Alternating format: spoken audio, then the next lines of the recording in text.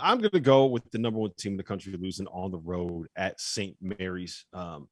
They fell 67 to 57. We've seen Gonzaga struggle in Moraga before, but I think with the way that they've been playing down the stretch of the season, I don't know if that was necessarily something that many people projected, right? Maybe with the way the day started, it was something that was a little bit more feasible. But seeing Gonzaga lose it the way they did, only scoring 57 points was pretty shocking. Carter, I'm going to go to you first on this one. What was it?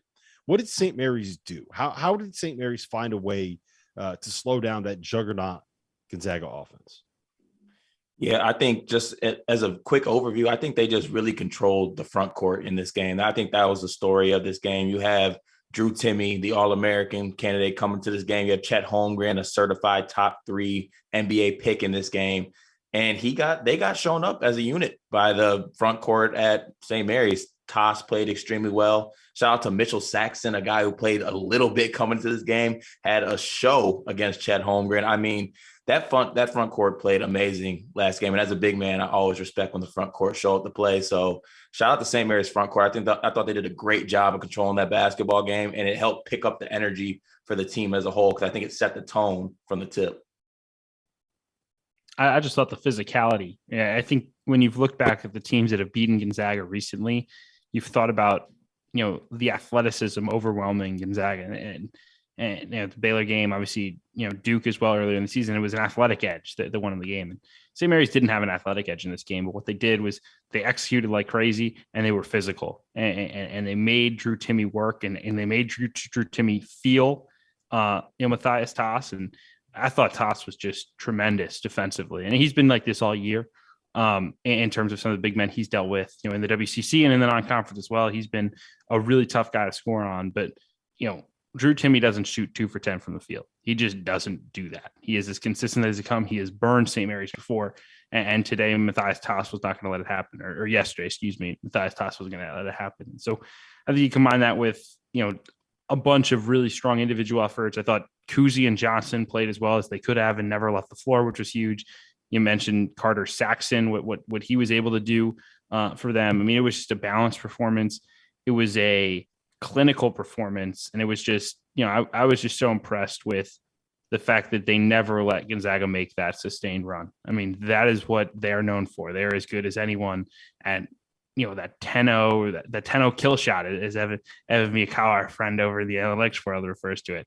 Gonzaga never had that run. They never had that push that allowed them to take over the game. Yeah, I think, number one, it's a tough place to play. Those fans, you can see, they're right on top of you there. I mean, they are literally a step away from the floor. But the notes I just took down from that game is, number one, we talked all year long about bench play from Gonzaga, trying to really extend their rotation. No points from the bench. And then, like you guys already touched on, Timme and Holmgren combined 12 points, to where St. Mary's said, hey, we've got to control tempo. And then can those 3 guards beat us? And to hold Gonzaga to 57 points, if I'm a coach going forward, whether it's the West Coast Conference or as we go into the NCAA tournament, the 2 games a note that you really got to hone in on and prep and look at is the Tarleton State game earlier in the year and this St. Mary's game, because these games, they kept Gonzaga's offense at bay. They kept them in the half court, and they kept them out of transition. And when's the last time? I think we talked off air, Kevin, I'll give you the credit for finding the research, but 2010 is the last time Gonzaga's had 4 assists or less.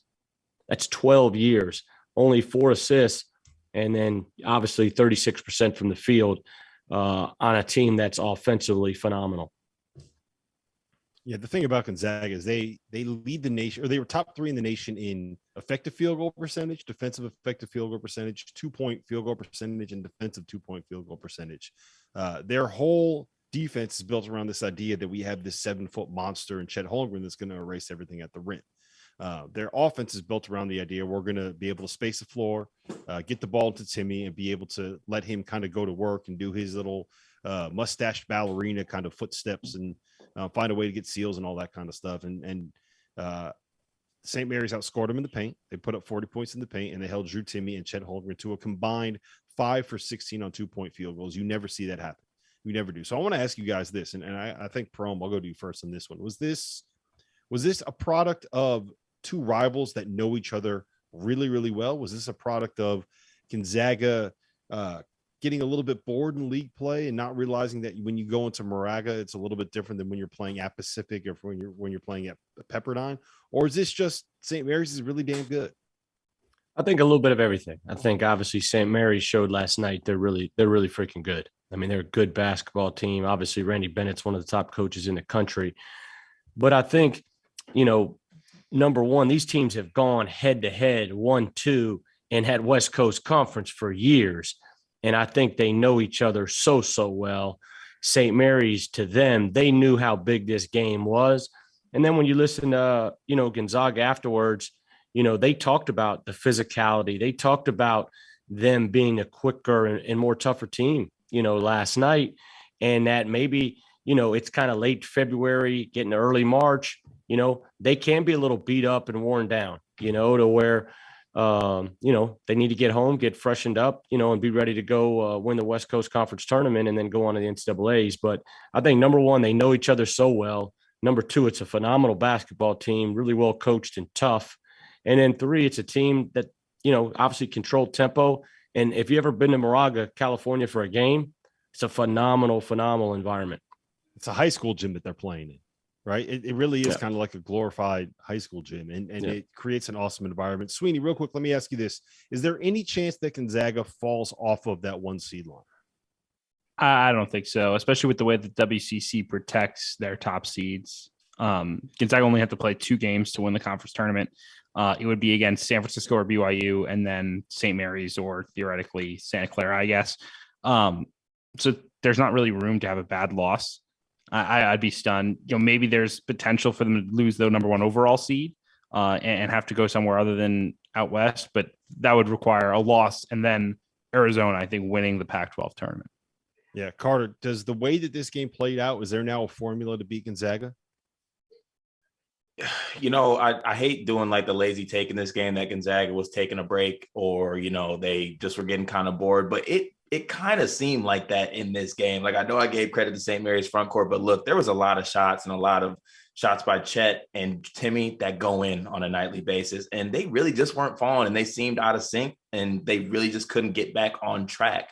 And like Coach said, like, these St. Mary's guys have been playing against these guys for 4 years now, losing to these guys for 4 years. They finally get them at home on senior night. These guys have been losing at them for the past couple of years. There's a lot to play for in this game. So I think they really just stepped up. I just don't see Gonzaga playing that bad. I just don't see it happening again. I think that they have the ability to be physical in the front court. So I just think they're going to kind of mark it up as just a little blimp in the road. And I think they're going to kind of move forward from this. I'm not too concerned about them overall. I think the other thing too, you circle from that. If you look at St. Mary's, they went undefeated at home last night by winning that game. And I believe, and I could be wrong here, I believe I read this afternoon, that's the first time they've had an undefeated home stand in Moraga. And so, senior night, chance to go undefeated, Gonzaga, them guys are going to be ready to go. ESPN. And so it's not shocking that, to me, that they got beat last night.